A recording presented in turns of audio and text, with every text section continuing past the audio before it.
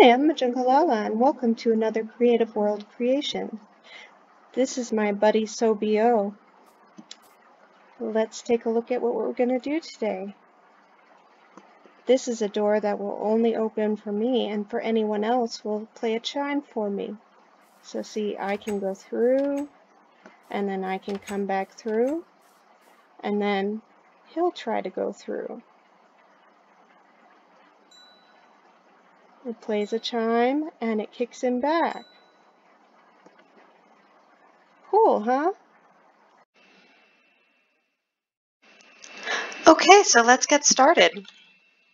For this, you're going to need 3 command blocks and 1 redstone comparator.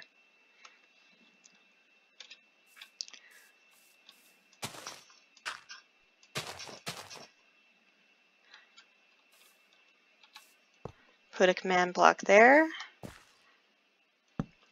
and a comparator there facing that way.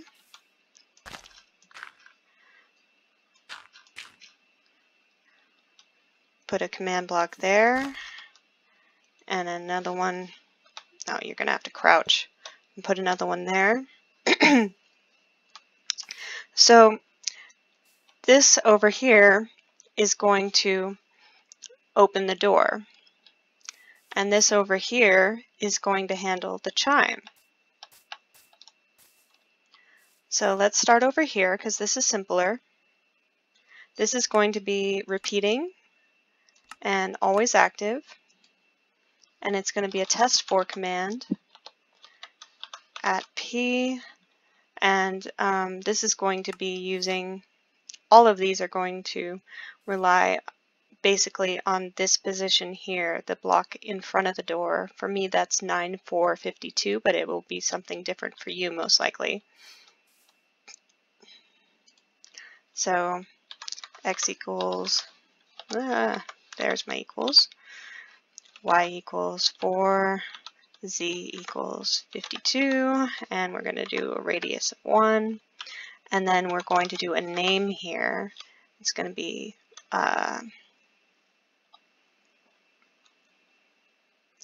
actually we're going to, for this one, do a radius of 2, and then a name of Majungalala, because this is only going to work for me. So you can see now the door is going to open for me, but as demonstrated earlier, it won't open for anyone else. Then we can cover that up. And because it's an iron door, it can't be manually opened by anyone. Then for this first block, we are going to make this repeating always active.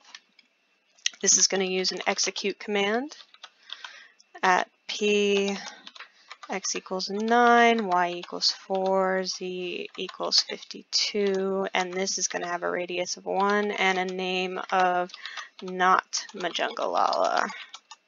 So anyone other than me who is in that position. And then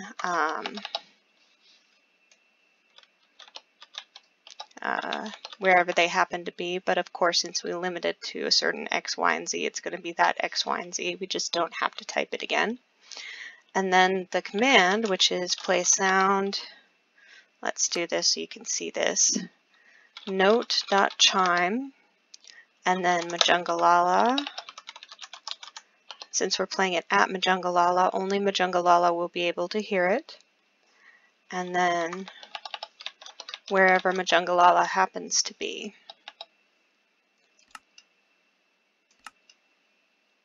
Now, this next block is going to be chain, conditional, always active.